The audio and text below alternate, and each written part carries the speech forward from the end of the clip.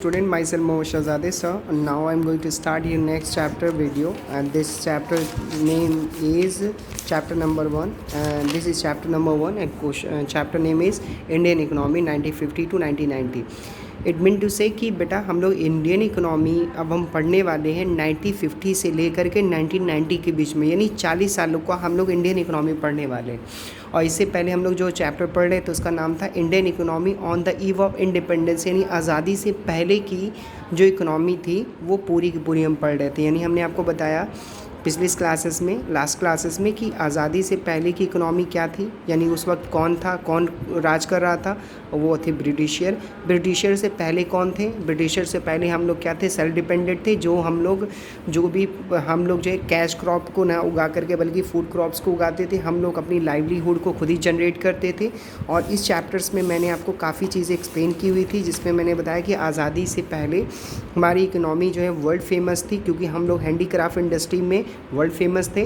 फिर ब्रिटिशर को यही चीज़ें अट्रैक्ट की कि ये वर्ल्ड फेमस हो गए हैं, क्यों, कैसे, उनको देखा जाए। और फिर उन्होंने जब यहाँ पे आए तो उन्होंने देखा कि इनका जो है हैंडीक्राफ्ट इंडस्ट्री जो सर्कुलेटेड है वो किस वजह से, क्योंकि यहाँ पे रॉ मटेरियल ज़्यादा है। तो उन्होंने ढेर सारे रूल एंड रेस्ट्रिक्शंस को लगाते हुए, व्यापार करने के बहाने, उन्होंने बिज़नेस करने के बहाने हम पे रूल एंड रिस्ट्रिक्शन लगाना स्टार्ट कर दिया।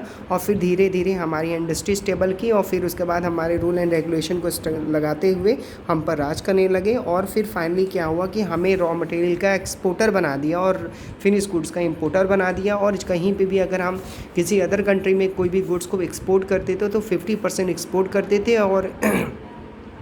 और वहाँ से कोई अगर अदर कंट्री से अगर हम लोग इंपोर्ट करते थे तो वहाँ पे भी 50%, मगर उस पर भी टैक्सेस बहुत ज़्यादा हाई रेटेड पे थे, और जिसकी वजह से हम लोग सर्वाइव नहीं कर पाते थे, जिसकी वजह से हम लोगों की वेल्थ भी ड्रेन होती चली गई, हमारे रॉ मटेरियल भी ख़त्म होते चले गए। उन्होंने रॉ मटेरियल का हमारा यूज़ किया, मगर वो भी सिर्फ किसके लिए? अपने कंट्री के डेवलपमेंट के लिए, अपने फ़ायदे के लिए। उन्होंने काफ़ी चीज़ों को यहाँ पे इंडिया में डेवलप किया, रेलवे लाइनें बिछाई, ट्रांसपोर्टेशन की फैसिलिटीज़ की, उन्होंने कोड्स बनाए, उन्होंने ये क्या बोलते हैं, जस्टिस के लिए जो है कोतवाली और भी कई ऑफिसेस इन्वॉल्व किए। उन्होंने एडमिनिस्ट्रेशन का सिस्टम स्ट्रॉन्ग किया, मगर वो सिर्फ़ और सिर्फ अपने लिए स्ट्रॉन्ग किया। तो पूरा का पूरा आज़ादी से पहले उन्होंने पूरी की जितनी भी तरीके से वो हम पर रिस्ट्रिक्शन लगा सकते थे, हम पर राज कर सकते थे, हमारी इंडस्ट्री को री इंडस्ट्रियलाइज कर सकते थे, उन्होंने किया। और पूरा का पूरा हमें जो है इस मुकाम पे ला के छोड़ दे कि हमारे पास कुछ नहीं बचे। और फिर हमारे पास जब कुछ नहीं बचे तो उन्होंने कहा कि भाई चलो भाई, अब उस वक्त क्या हुआ कि जब लोगों ने देखा कि और बजे के बाद उन्होंने आज़ादी कैसे दी? वो ऐसे दी कि जब पहली बार जो है मंगल पांडे को 1857 में फांसी दी गई। वो फांसी की वजह क्या थी वो भी मैंने आपको बताया था पिछले क्लासेस में।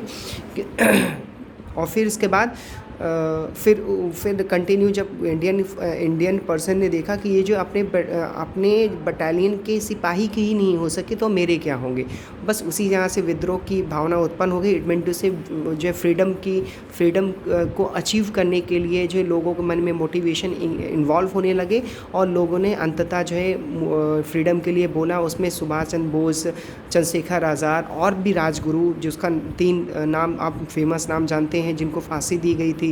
फिर उसी के दरमियान जो है महात्मा गांधी ने दांडी और बहुत ढेर सारी सत्याग्रह वगैरह करने के बाद फाइनली हमें इंडिपेंडेंस मिला।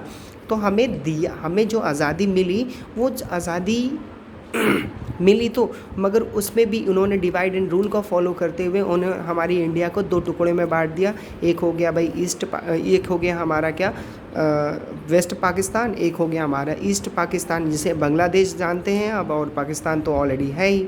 तो बांग्लादेश को काट दिया उन्होंने, फिर पाकिस्तान को भी काट दिया। और हमारी जो उपजाऊ ज़मीनें थी, जो हमारी न्यूट्रिशन वाली जो ज़मीनें थी, वो चली गई कहाँ पे? वहाँ पे चली गई, पाकिस्तान में चली गई, ठीक है ना। और कुछ बंगाल में भी चली गई, जिससे हमारी जो रॉ मटेरियल का जो जनरेशन था, जो जनरेट होता था, वो भी कम हो गया, जिसकी वजह से हम और जो है बैकफुट पे आ गए। और जब हमें आज़ादी मिली और पंडित जवाहरलाल नेहरू के कहने पर, वो महात्मा गांधी जी के कहने पर पंडित जवाहरलाल नेहरू को प्रधानमंत्री बनाया गया, तो ये देखने में ये सोचने समझने में ही लगभग 3 साल चले गए कि एग्जैक्टली हमारे साथ हुआ क्या। और फिर उसके बाद जो है 1950 से लेकर 1990 के बीच में उन्होंने क्या किया बच्चा लोग, उन्होंने नई इकोनॉमी को, ये इंडियन इकोनॉमी को स्टेबल किया। अब ये उस वक्त की इंडियन इकोनॉमी कैसी थी उसके बारे में एक्सप्लेनेशन है बेटा कि हमने आपको याद है होगा कि लास्ट क्लास में, पिछली क्लासेस में मैंने कुछ टॉपिक्स आपको बताए हुए थे। वो कैसा टॉपिक था ज़रा सा एक्सप्लेन करिएगा। पहला था, हमने आपको बताया था economy, what the meaning of economy. ये क्या था भाई कि it is a situation where we have a limited resources and limited wants. जब हमने आपको बताया था पिछली क्लासेस में, जब आप 11 क्लास में थे, कि एक पर्सन है जिसके पास 1000 रुपीज़ है, उसको खर्च करना है, जो है उसको पार्टी भी करनी है, शॉपिंग भी करना है, बुक्स भी परचेज़ करना है, डोनेशन एंड फीस भी पे करनी है, जो अनलिमिटेड उसके रिसोर्स वांट्स हैं, बट रिसोर्सेज के क्या है, लिमिटेड है। यानी लिमिटेड रिसोर्सेज हैं, अनलिमिटेड वांट्स है। तो ये सिचुएशन जो अराइज होती है, this situation is called economy. ठीक है। एंड दूसरा पॉइंट था, जब 1000 रुपये थे, उसके बाद वो किसके साथ, किस पे वो खर्च करे, और जिसके साथ वो डील कर ले जाता है कि मुझे पार्टी करनी है, इस अनलिमिटेड रिसोर्स, इस लिमिटेड रिसोर्सेज को अनलिमिटेड वांट्स के साथ जो डील करता है, किस अनलिमिटेड वांट के साथ डील करता है, जिस भी अनलिमिटेड वांट्स के साथ डील कर ले जाएगा, ये सिचुएशन को हम लोग क्या कहते हैं, इकोनॉमिक्स कहते हैं। तो इकोनॉमिक्स में क्या डिफरेंसेस है, it a situation where we have a limited resource and a limited want. Economics how to deal the situation, यहाँ पे बताता है कि कैसी सिचुएशन है वो इकोनॉमी है, और उस सिचुएशन के साथ कैसे डील करना है उसको हम लोग इकोनॉमिक्स कहते हैं। क्लियर इतना? चलिए, फिर उसके बाद अब इकोनॉमी को चलाने के लिए कुछ पॉइंट होते हैं, ये बताओ। जैसे 1000 रुपीज़ अनलिमिटेड रिसोर्सेज से हम अपने अनलिमिटेड वांट्स कंप्लीट कर सकते हैं, तो आंसर आता है नो। तो इसी सिचुएशन को कहते हैं इकोनॉमिक प्रॉब्लम। तो इकोनॉमिक प्रॉब्लम में 4 पॉइंट अराइज होते हैं। पहला, रिसोर्सेज आर लिमिटेड रिसोर्सेज हमारे पास लिमिटेड है। अनलिमिटेड वांट्स है, स्कैरसिटी ऑफ रिसोर्सेज, मतलब रिसोर्सेज के साथ कमी आ जाती कि हमारे पास रिसोर्सेज कम ना होते तो ये प्रॉब्लम अराइज ना होती, और अल्टरनेटिव यूजेस ऑफ रिसोर्सेज हो जाते हैं आपके। तो ये 4 पॉइंट हो गए। फिर इसके बाद बेटा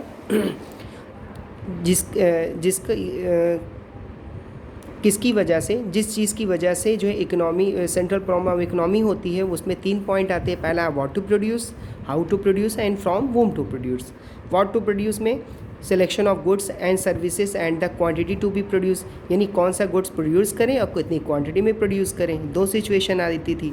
हाउ टू प्रोड्यूस में कैसे बनाएं, लेबर इंसेंटिव टेक्निक से बनाएं, कैपिटल इंसेंटिव टेक्निक से बनाएं। और लेबर इंसेंटिव टेक्निक से बनाएंगे तो एम्प्लॉयमेंट मिलेगा, मगर कैपिटल इंसेंटिव टेक्निक से कोई भी प्रोडक्शन करते हैं तो हमारा प्रोडक्शन उतना सर्कुलेट नहीं करेगा। पर्सनल डिस्ट्रीब्यूशन, फंक्शनल डिस्ट्रीब्यूशन, तो ये हमारा हो गया central problem of an economy. फिर हमने आपको बताया था type of economy, there are 3 types of economy, government economy, private economy, mixed economy. Government economy that economy which are cover by the government, control by the government, ठीक है ना। And private economy which are covered by, circulated by, controlled by private companies, it meant to say private economy. And mixed economy, both are economy circulated in this economy, it meant to say government and private जब दोनों मिलकर किसी economy को circulate करती है, चलाती है, इसको हम लोग क्या कहते हैं, मिक्स्ड इकोनॉमी कहते हैं। क्लियर है? तो ये ओवरव्यू आपको समझ में आ रहा है। और फिर मैं आपको नेक्स्ट वीडियो में मैं आपको इसके डिफिनीशंस को वापस पर्सनली मैं आपको सेंड करता हूँ, ठीक है। आप इन सारी चीज़ों को, टॉपिक को समझिए और एक्सप्लेन इसको अपनी कॉपी पे प्रॉपर वे में राइट करेंगे एज इट इज़। मैं इसको रोक करके मैं आपको मेंटेन करने के लिए प्रॉपर कंडीशंस इसको एक्सप्लेन कर दे रहा हूँ, ठीक है। अगर कोई क्वेरी है तो मुझसे पूछ लीजिएगा, ठीक है। और इसकी डिफिनीशन क्या है ये देख लीजिए। यहाँ पे देखिए, याद आ रहा है? इसको हम लोग गवर्नमेंट इकोनॉमी भी कहते हैं, स्कैरसिटी भी, प्लानिंग भी कहते हैं, प्राइवेट को मार्केट भी कहते हैं, फ्री भी कहते हैं। इसके डिफिनीशंस थे यहाँ पे।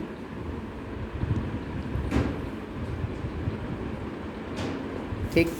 एंड मिक्स्ड इकोनॉमी, दिस, ठीक है। तो सभी लोग इसको मेंटेन कीजिए एज ए नोट्स, और कोई क्वेरी तो पूछिए।